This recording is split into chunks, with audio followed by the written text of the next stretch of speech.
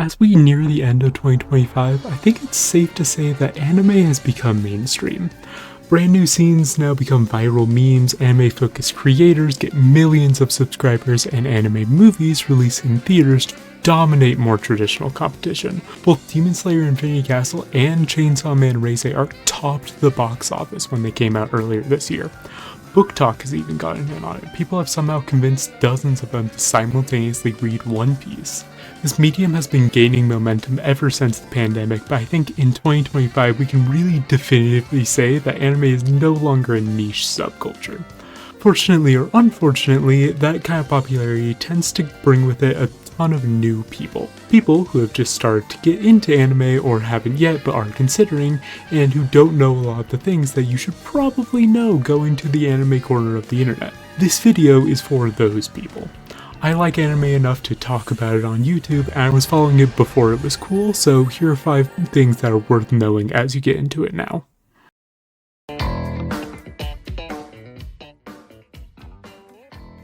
If you're just thinking about getting into anime, or if you've barely started, there is an order to the shows that you should watch. As much fun as it is to watch Book Talk Raw Dog One Piece, I wouldn't start a potential new fan out on the 1100 chapter legendary manga with a fandom that runs like a Ponzi scheme. If you want to get into anime, my advice is to start small and build your way up from there. With that in mind, I've come up with a 5-step guide to get into watching anime. It isn't the traditional way to do this, that's to get mildly obsessed with Sword Art Online at age 13, but I think it's a better way to go about it. This technique allows for a lot of customization and exactly what you watch, but still brings you into weebdom slowly and steadily with a lot of opportunities to stop if it's not your thing. All that being said, we'll start with step 1. Start off with something quick, bingeable, and pretty universally considered good.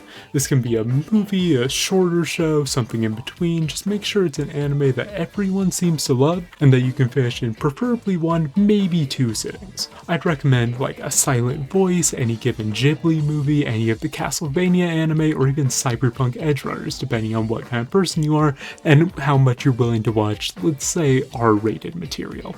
Regardless, no matter what you pick, this step is meant to hook you with something that's both really good and really easy to consume. If you get through this wanting more, move on to step 2. If step 1 was the hook, this is the fisher reeling you in. Try an anime that's still popular and beloved, but that you can't quite finish in 1 sitting, at least not unless you're extremely unemployed. Something with like 12 to 24 episodes, maybe a 2nd season. Just off the top of my head, I would recommend like Frieren Beyond Journey's End, Delicious in Dungeon, Kill la Kill, maybe Cowboy Bebop. We want something that's just long enough that you have to put it down and then pick it up later. You can spend some time in this step, watch a couple of different shows, but if you consistently care enough about these anime to watch them over several different sittings, it's probably time to move on to step 3. We're about to see if the fisher can finish reeling you in or if they'll lose you at the last second. Watch a few anime that are decently long. We want several seasons, like 50 to 150 episodes in total. I'd recommend Demon Slayer, Fullmetal Alchemist Brotherhood, Kaguya-sama Love is War, My Hero Academia. You're probably into anime at this point. The question is no longer will you keep watching different shows, it's will you keep watching one. I'm less leading you into anime as a whole now and more preparing you for step 4. If you've successfully gone through a couple of different several season anime, the fisher has fully caught you and you're ready for the annoyingly long classics. Now is when you take on Dragon Ball and the big 3, Naruto, One Piece, and Bleach. You can do these earlier, but me personally, I would recommend building up before I plunge into 1,000 episodes of anti-authoritarian pirate adventures. This is also about time to start on step 5. Now that you're all in on anime, get obsessed enough with 1 or 2 to read the manga and start your journey to being pretentious and having opinions on leaks. All of this isn't necessarily the best way to get into anime. It's really heavily influenced by my personal life and especially my ADHD, but this is also the way that I convinced several of my friends, so there must be something to it. You don't need to do this exactly as I've laid out, but something along this path will make for a pretty good outline. Now that you're watching anime though, you're bound to have opinions on I think we all know that because it's Japanese media, anime is made in Japanese and it has to be translated for English-speaking people to consume it. You probably also know that this is done by either keeping the Japanese audio and adding English subtitles, or by bringing in English-speaking voice actors to redo all of the Japanese in our language. I'll bet that you even know that those two styles are referred to as sub and dub respectively, and that weebs have been fighting over which is better for decades. Well, before you get too deep in, I'm here to tell you that the fight is stupid, do whatever the fuck you want. There are reasons to favor both, I won't deny that. Sub releases faster, it's often closer to the intended experience, and it's not uncommon for the voice actors to be better, especially on older and lesser known shows. On the other hand, dub is easier to settle into, doesn't require undivided attention, and oftentimes has better localization. If you're undecided, those are some reasons to pick one over the other, but in reality, none of it matters. You're not a pretentious asshole just because you watch your anime subbed, and on the same token, you're not a fake fan just because you watch your anime dubbed. These are just two different ways to consume the same fundamental story. It doesn't really matter what you pick. Personally, I prefer sub on most shows, but at the end of the day, they both have a place in my heart. For example, I plan on watching Gachi in dub because the language of both methods tends to be more formal than it really should be, and this dub is actually willing to use slang, and I think that's really cool. It just comes down to the series, at least for me. Usually I prefer sub, but sometimes I pick the dub. Stick with one or the other if you like one more, or mix and match all the time, or anything in between. I'm not your dad, do whatever you want. Well, there are a couple of companies with a chokehold on parts of the process. Think Shueisha, Viz, Crunchyroll. The people actually adapting manga into anime are mostly independent. They do it on behalf of different animation studios. All of these studios have their own reputations, resumes, and house styles, so it's useful to know who did what and when, if only to cue when a new show might be up your alley. There are more studios than I can count, so for the sake of me when I edit this in a few hours, I'm just going to go through 5 of the most famous. I'm trying to give you a basic understanding so that you can follow along when someone starts talking studios. More in-depth knowledge is a topic for another day. Despite their surprisingly limited resume, having only worked on 2 major franchises, I can't not bring up a Ufotable. This is the studio that almost single-handedly skyrocketed Demon Slayer into absolutely historic success. Just to give you an idea of the studio's abilities, their other major franchise is the various Fate anime, and those motherfuckers are famously well animated in their own right. If I'm being honest, Ufotable's character acting isn't my favorite. I think it's a little bland, but they make up for it with better explosive, eye-catching action animation than almost anyone in the business. They have their thing and do it incredibly fucking well. Studio Pierrot is a complicated case. They've been making a ton of popular anime since the 80s. This is the studio behind Usure Yatsura. Nowadays though, they're probably most famous for adapting both Naruto and Bleach, and in the process creating 2 of the worst filler situations in popular history. They're also responsible for Tokyo Ghoul's horrific anime adaptation, a crime that I personally will never forgive them for. Fortunately though, they have begun to redeem themselves over the past few years with their handling of Bleach's 1000-year blood war. They brought this arc back after years, and now they aren't just animating the manga, they're actually working with the original author, Tite Kubo, to make that famously rushed arc into what it was meant to be, and that's admirable. Pierrot has a bad history, but they're pretty solid in the year of our Lord 2025. Toei is sort of like Pierrot's older cousin. They originally formed in 1948, making them older than anime itself. And on top of that, they are responsible for some of the most famous shows of all time, including Dragon Ball, Sailor Moon, and One Piece. Speaking of One Piece, nowadays, that's the main reason you'll hear about them. That anime flitted between fine and subpar animation for a good 20 years, but starting in the Wano arc, Toei really started putting an unholy amount of time and money into it, making each episode look kind of insanely good. Their use of Sagaga and impact frames over the past few years has been unironically wonderful to watch. I'm usually of the opinion that One Piece's anime is pretty poorly adapted, it's best just to read the manga, but some of these recent scenes are kind of changing my mind. I had an empty slot, so why not throw in my personal favorite Japanese animation studio, Studio Trigger. They have this flashy, over-the-top style that's just addicting, and they've put it into some of the best anime original series I can think of, including Kill la Kill, Panty and Stocking, and cyberpunk fucking Edgerunners.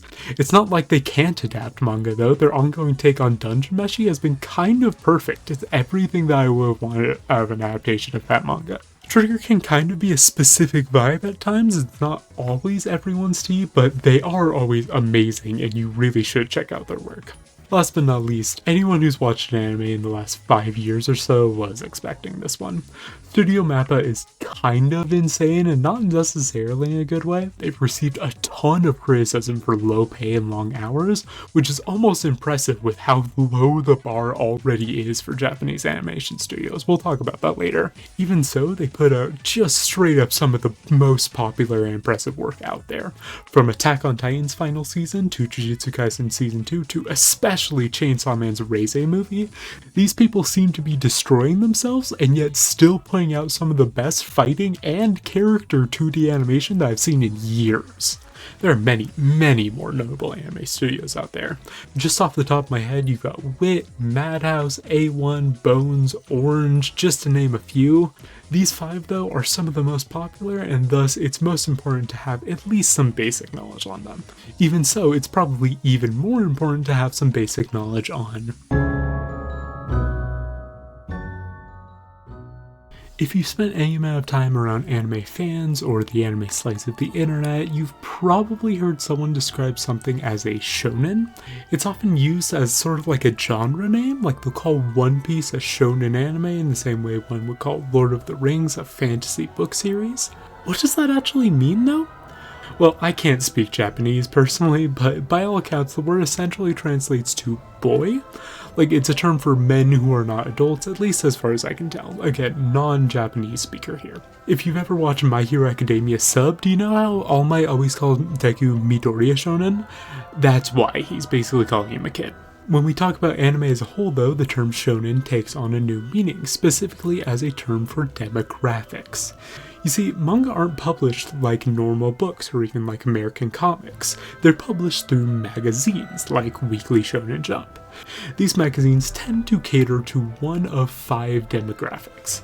Josei is for adult women, seinen is for adult men, shoujo is for teenage girls, shonen is for teenage boys, and kodomomuke is for kids as a whole.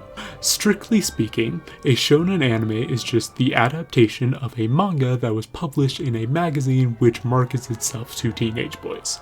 These include most of the really popular anime, everything from One Piece to Chainsaw Man to Frieren. Because of the types of anime that get really popular though, the term shonen isn't really used to describe anime marketed to teenage boys, but instead a specific genre that's really popular among anime that are also marketed towards teen boys. It's the type with the yelling, the form changes, the special moves, the constant fight scenes, like Dragon Ball, Jujutsu Kaisen, Dandadan. The actual name of this genre is battle.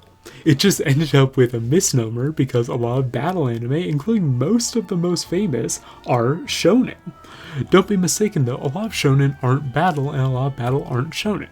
In fact, a good amount of shonen anime are slice of life romances, oddly enough. Meanwhile, a lot of battle manga, including some of the most popular, are seinen.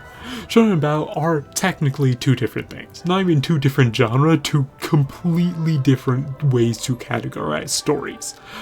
Functionally, on the other hand, they really aren't. At the end of the day, you can just call a battle manga a shonen. They usually are.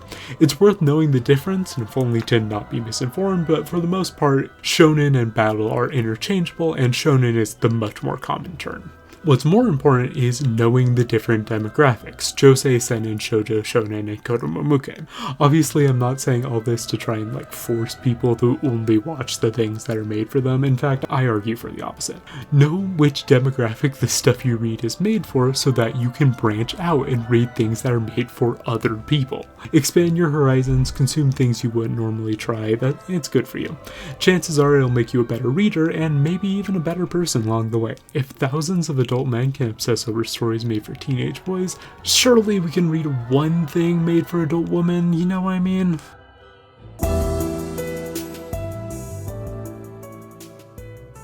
To end things off, I want to shift the tone a little bit and talk about the people behind the anime we love, especially how much it sucks to do their jobs. As a rule, animation isn't a great industry to work in. Quoting from an article in Climb the Ladder, for many salaried or contracted animators at established production houses, the official expectation aligns with the typical 40-hour work week. However, the reality for many staff animators often diverges sharply from the expectation due to crunch time. Crunch refers to periods of mandatory intense overtime necessitated by looming deadlines or technical hurdles. These projects can push weekly hours to 60, 70, or even beyond 80 hours in the final weeks of a project.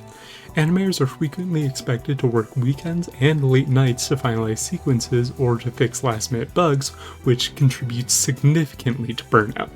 Don't get me wrong, that's already brutal, especially for the many workers who don't get paid extra for their overtime. $1,500 a week is pretty good money, but not when you put in more than double your normal hours.